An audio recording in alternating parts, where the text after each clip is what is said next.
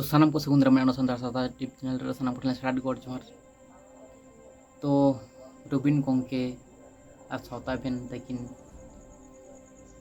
मिटे वीडियो किन कराव थे चंपा मेमा ऐसे उनकिन माने आयुवर तकिन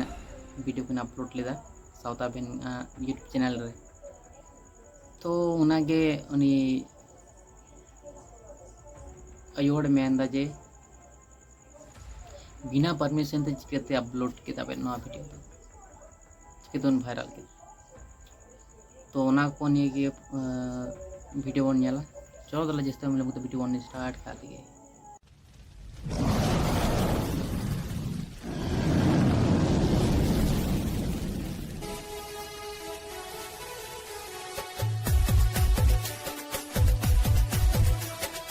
नासेना उपरूमेम एम लखान नापाय कोआ। इन्या नितुम दो चंपा टुडू और आटो तीन दो गलाय रघुनाथ माने हर ते दो को मेता रघुनाथपुर ये देखो ते दो को मेता रघुनाथपुर और हर ते दो को मेता गलाय रघुनाथ ओका डिस्ट्रिक्ट हा ᱧᱩᱨᱩᱜ ᱠᱟᱱᱟ नोआ दो बाकुड़ा बाकुड़ा एकाल आदो हा ओने जहां लका पे सेन लेना पे रबिन हेमरम ठेन ओरे मिटंग चैलेंज पे दोहो लेदा बंगा दाड़े देखाव लागिद और ओना को इदी काते नितो ñeloक कना आमा नितुम हो सामांग रे हिजुक कना से कॉल रिकॉर्डिंग को आदो नासेना घटनाम लिया लेखान बेस को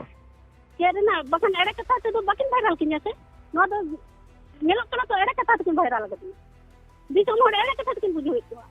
इनान मा कमी जे बांग होय कना हरावनी से जितोयना नोआ के बाद दिखा बड़ा दा आरा की दिना किदा से सावता एभेन गे लहा दो चला तोरा दो एभेने तहे कानते एक बेटा किदा जे चंपा टुडू उडुगाय बंगा दाड़े आ तायम ते जापित किदा से जापित कते नोआ दो कुकुमु नाम किदा जे चंपा दो हरावा कना ओना तो किनारा के आय जुदी हिजु आय इन्यान थान हां आय लहान केकेया टेक मेना आया सुरिद रे जुदी केमिकल ᱧᱟᱢᱟ বৈজ্ঞানিক थोड़ा दो केमिकल तान तको जुदी केमिकल ᱧামা किंतु बंगा दाड़े दो बइन देखावा उन दो चंपा दाड़े देखावा माने चंपा दाड़े माने उन दो इन दो पगला गाव दिन दाल सबाविया उन दो पगला केना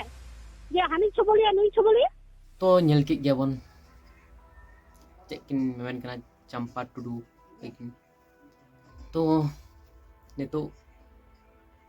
रबिन गंके सावते सावता बिन यूट्यूब चैनल रन ओनर गंके तकिन उनकिन चितान रे आरोप लगाव कदा जे बिना परमिशन ते वीडियो किन अपलोड करते तो उना को बारते चे को किन मेमेन कना हां रबिन हेमरम गंके आर सावते सावता बिन गंके तकिन तो नो वीडियो को कटी लेट ते हुजुक कना कारण दो कना अक्तो को अंकल का बांग ñamok कना तो तारपरे नितो अब जहाँ चंपा टुडू किन किन मेमेन कना जे बंगा दाड़े लिन उदुगा तो ओनागे नेल रना मेना सरी के बंगा दाड़े किन उदुग दाड़े कना से बांग तो सनाम दिसम होड़ ओना नेल रिकिन वाइटिंग रे मेना को ताबना तो ने होड़ वाइटिंग रे मेना बना ठीक है तो ओनागे तो ठीक है तले तीन वीडियो नेक्स्ट वीडियो में चलो सनाम को स्टार्ट कर जोहार।